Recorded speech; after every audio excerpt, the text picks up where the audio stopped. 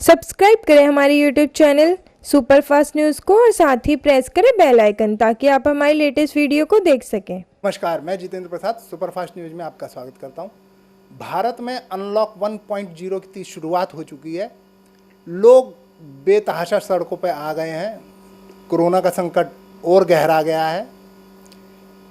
हमारे साथ जयप्रकाश जनता दल के राष्ट्रीय अध्यक्ष पंकज सहाय जी हैं। हम उनसे जानने का प्रयास करेंगे ये क्या अनलॉक 1.0 कामयाब हो पाएगा, क्या कोरोना संकट में यह अनलॉक करना देश के लिए कितना खतरनाक साबित होगा या किस प्रकार की घटनाएं हमारे साथ घटने के लिए है। तो पंकज जी, आपका स्वागत है। आज से देश में अनलॉक 1.0 की शुरुआत कर दी गई है। कई जगह अनलॉक कर दिया गया है। इससे आप क्या समझते हैं?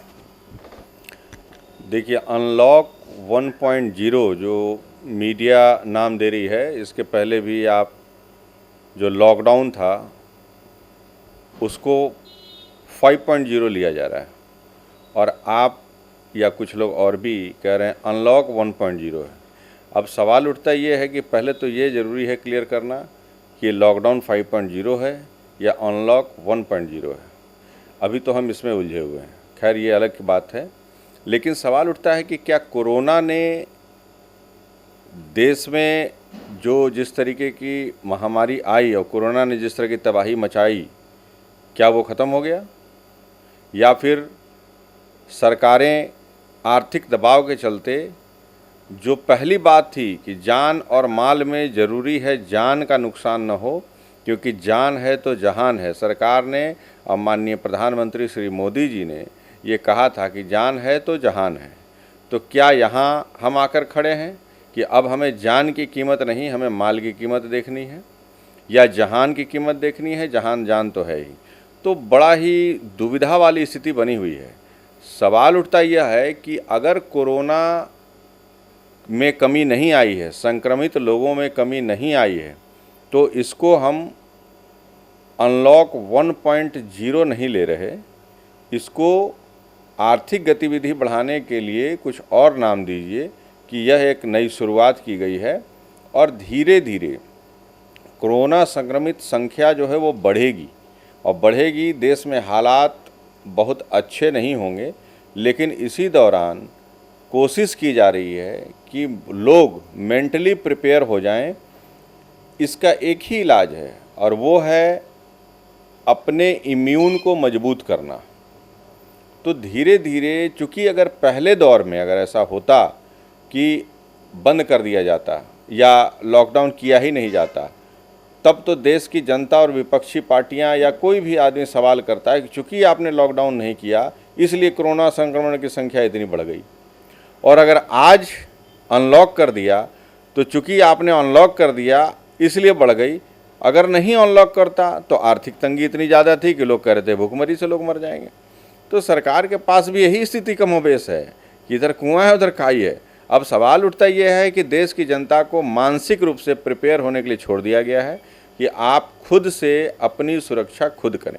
क्योंकि इनको पता है, एक अच्छे से बताने की ज़रूरत है कि कोरोना का संक्रमण सिर्फ ट्रांसमिशन जब तक किसी भी तरह का एक व्यक्ति के शरीर से लिक्विड फॉर्म में ड्रॉपलेट से दूसरे शरीर में नहीं गया, तब तक नहीं हो सकता है। यानी सोशल डिस्टेंसिंग और मास्क और सैनिटाइज करके अपने आप को रखना, इलाके को रखना, इसके अलावा कोई तरीका नहीं। और जब यही तरीका है तो डेफिनेटली अनलॉक तो करना पड़ेगा, क्योंकि आर्थिक स्थिति दयनीय हो गई हालत देश की।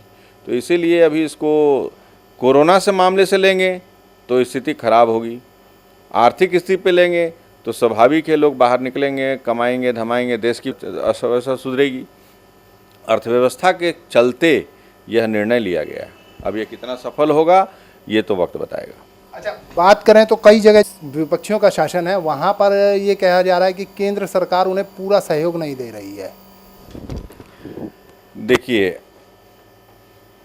यहाँ पे राजनीति है। मैं पहले भी बोला था कि राजनीति और पॉलिटिक्स, यानी कि जो एक तो होता है देश नीति, एक होता है राजनीति।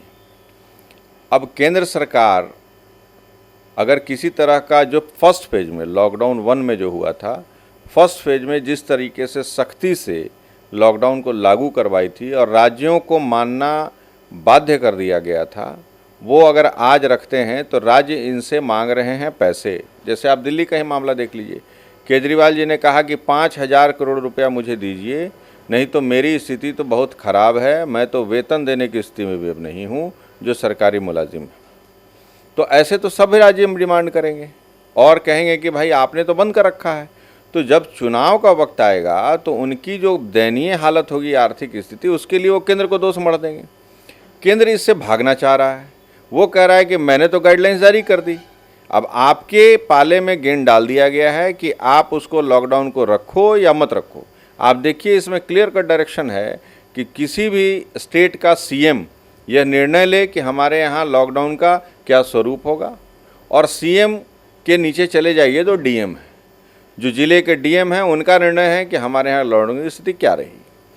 तो सवाल उठता है कि अब ऐसा बॉल एक हाथ में आ गया है, जो ले रहा है हाथ में उसी को ही तपिश लग रही है।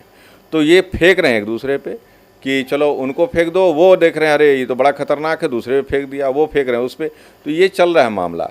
अब जनता को ये देखना है कि खुद से सुरक्षित और संयमित, चौथा कि अपने आप की जो दयनीय हालत आर्थिक स्थिति में हो रही है, वहाँ एक व्यवस्था ऐसी बने जिससे वो कम से कम अपने रोजी रोटी की भी व्यवस्था ढंग से कर पाएँ। ये सब कुछ जनता को जो मानदंड सरकार ने बनाया है, जो दिशा निर्देश बनाया है, उसको मानते हुए करना पड़ेगा। और देश की जनता को इसमें बिना सहयोग किए राज्य सरकारें हों या केंद्र सरकारें हों, कोई भी सही ढंग से निर्णय नहीं ले पाएंगे, न चल पाएंगे। इसलिए अपेक्षित है कि जनता ज़्यादा से ज़्यादा सहयोग करे और खुद से एक सोशल डिस्टेंसिंग का और जो भी गाइडलाइंस हैं कि कोरोना से बचना है, उसका उपयोग करते हुए जो दिनचर्या का जो है उसको चालू रखें। लेकिन आज कोरोना की संख्या भारत में 2 लाख के करीब पहुंच गई है, इससे क्या और संकट नहीं गहराएगा? रहेगा? देखिए 2 लाख पहुंच गई है। अभी देखिएगा कि रिकॉर्ड जो आ रहा है, जो डिफरेंट जो ऑर्गेनाइजेशन है, जो हमारा पैरामीटर है और साथ में मीटर है, जो मीडिया वाले जो दिखा रहे हैं कि यहाँ का मीटर इतना हो गया, महाराष्ट्र इतना हो गया, बंगाल इतना हो गया, बिहार इतना हो गया, सब जगह स्टेट के दे रहे हैं और नेशनल हमारा रिकॉर्ड ये हो गया। तो उसमें 3 चीज़ मुख्य रूप से दिखाते हैं। एक दिखाते हैं कि जी ठीक है जी, हमारा कोरोना संक्रमण की स्थिति जो है वो 2 लाख करीब पहुँच गई है, और दूसरा स्टेट दिखाते हैं कि हमारे यहाँ ठीक होने वाले लोग इतने हैं, और तीसरा दिखाते हैं कि हमारे यहाँ मौतें कितनी हैं।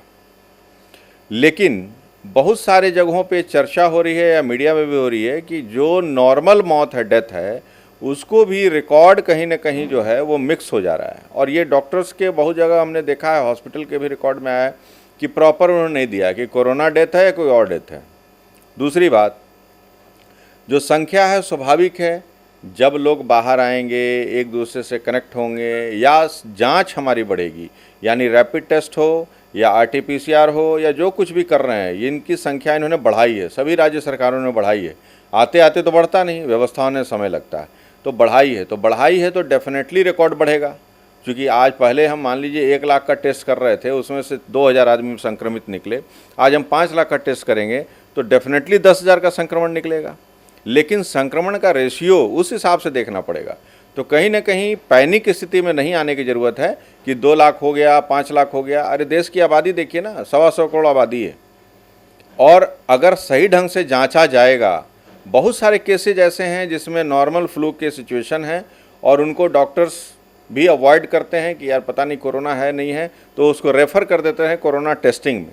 और वहाँ बैठे मीडिया के कुछ लोग हैं या जो रिकॉर्ड दे रहे हैं सरकार को, ये आपसी तालमेल भी नहीं है। केंद्र सरकार जो रिकॉर्ड दे रही है, राज्य सरकार जो रिकॉर्ड दे रही है और मीडिया जो रिकॉर्ड दे रही है, आप सब उठाइए तो पता चलेगा कहीं ना कहीं घालमेल है। तो सवाल उठता है कि वो भी वहाँ से मीडिया जब उठाती है, अरे देखो इसको कोरोना फ्लू हो गया तो उसको भी कोरोना संक्रमण ले लेते हैं। ऐसा नहीं है। ठीक है, बढ़ेगा संख्या, जैसे से टेस्ट बढ़ेगी वैसे से बढ़ेगा, लेकिन इसका मतलब यह नहीं है कि कोरोना संक्रमण अनलॉक होने से बढ़ गया, ऐसा नहीं। इसका मतलब ये कोरोना संकट धीरे धीरे कम होता नजर आ रहा है। कोरोना संकट कम अगर हम कहें तो जब तक वैक्सीन नहीं आएगी तब तक तो मुश्किल है, लेकिन हाँ धीरे धीरे लोग जब खुद से आ जाएंगे कि हमें अवेयर होना है तो अपने इम्यून को मजबूत करने की कोशिश करेंगे। कारण है कि इसका सबसे पहला स्टेप है इम्यून मजबूत करना। शरीर में एंटीबॉडी अगर जनरेट बढ़िया से हो रहा है, इम्यून आपका मजबूत है, तो डेफिनेटली बाहर के जो भी पार्टिकल्स आएँ या बाहर के वायरस बैक्टीरिया कुछ भी हों वो आपके शरीर को अटैक नहीं कर सकते। अगर अटैक करेंगे भी तो उनको आपको डिस्ट्रॉय कर देगा।